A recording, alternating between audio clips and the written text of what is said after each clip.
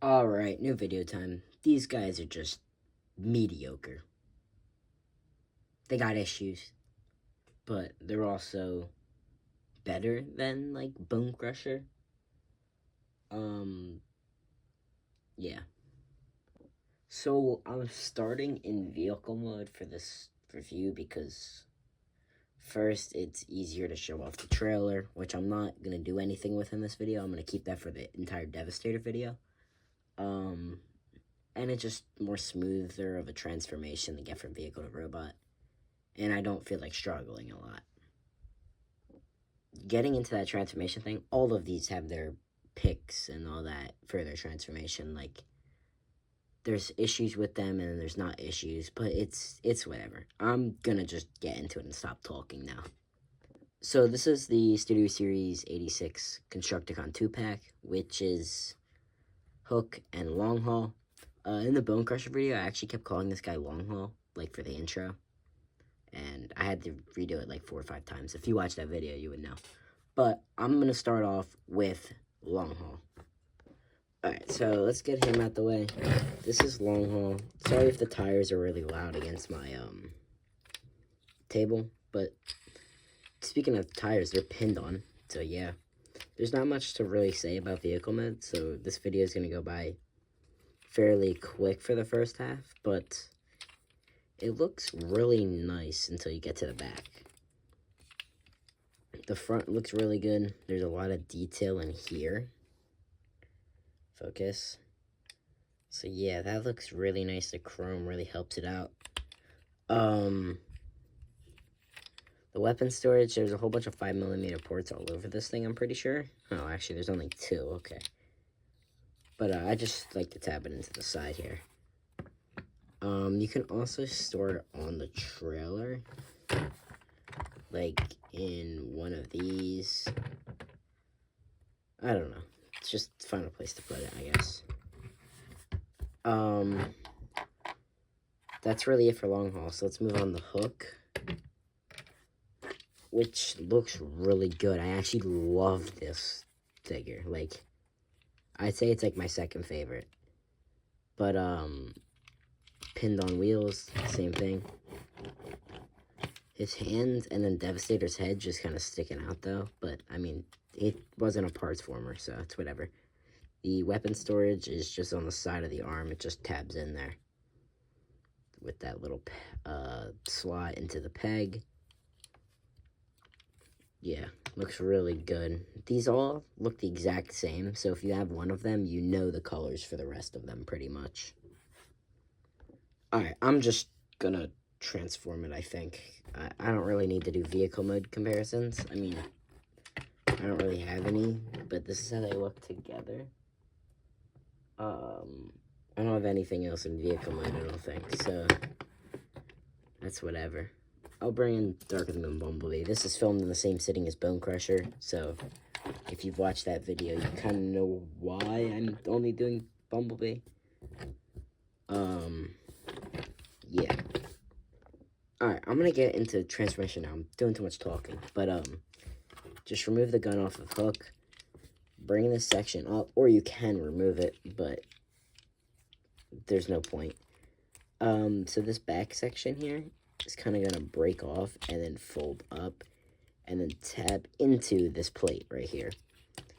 And now we can bring down the shoulders, and the arms are already out for some reason. Bring these sections down and pull these sections down, kind of like Combiner Wars. Separate the feet and then just tab them into place.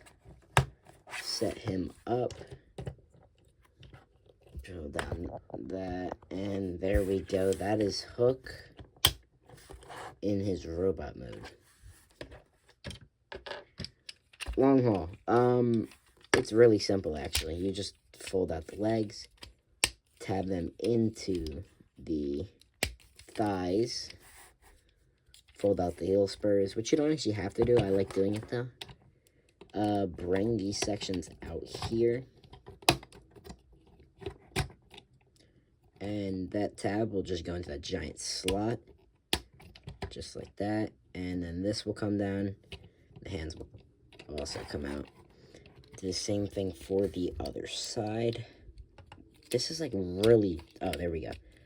All right, tab that into the slot. Fold out the hand. Sorry if you can hear like a background noise too. There's like a motorcycle going by or messing around somewhere near my house. Fold down this section until it tabs into place. Yeah, there we go. And then this section here, fold it to the back and then tab it into place. And for some reason the head's already out, but what you would do is you would open that section up and then fold out the head. Situate them. And there is Longhorn Hook in the robot modes, which I think is their best look. There is a few issues that are actually pretty big, which I'll get into in just a second. First, guns, they just tab in the hands, and I don't think there's weapon storage on long haul, unless you want to like put it in the leg or something. Hook, it's the exact same, looks like this though. It's the exact same as vehicle mode, so it just tabs into there. And yeah, you can also throw them in the hand, of course, like I just said, which I'm gonna do for the remainder part of this video until we get to articulation, which is actually next. So I'll just keep them in, I don't really care. Move long haul out the shot. We're going to move these out the way so it's easier for me to see, but let's just get them a little bit closer. The head can rotate, can look up and down slightly, some tilt, not a lot though. The shoulders go out here and then here. I just bumped my light, sorry.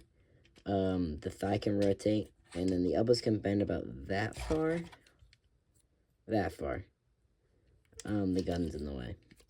This is the huge glaring issue with both of them. There's no waist joint. I get this guy.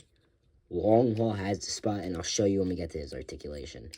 But the legs can kick forward, they can kick back, they can kick out. Thigh rotation. Did I call this thigh rotation? I don't even remember. But little less than 90 degrees bend at the knee. And the foot can pivot in, it can pivot up and down slightly. It cannot swivel. Getting to long haul, the head's like sit in his neck. He looks like really fat, but he can look up and down, slightly tilt, side to side. The arms can go out that much and then slightly more, all the way around. Bicep rotation, that much elbow bend. That was out of order, but I don't really care. This can go in, and this is the thing I was talking about. There's enough room for a waist joint here. They just simply didn't include one, and there's nothing stopping it from being there. This doesn't have any stability in combined mode either, so it's not even like it's a stability thing.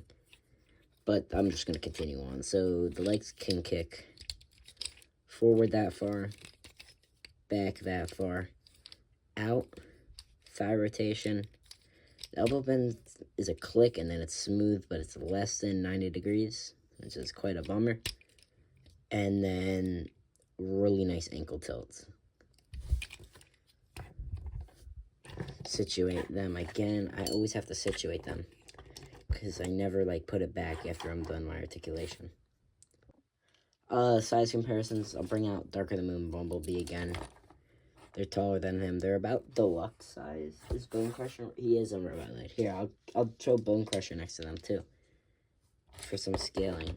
He's actually taller, so two $45 figures, and then Bone Crusher, which I'll move these guys back, which is a $25 figure.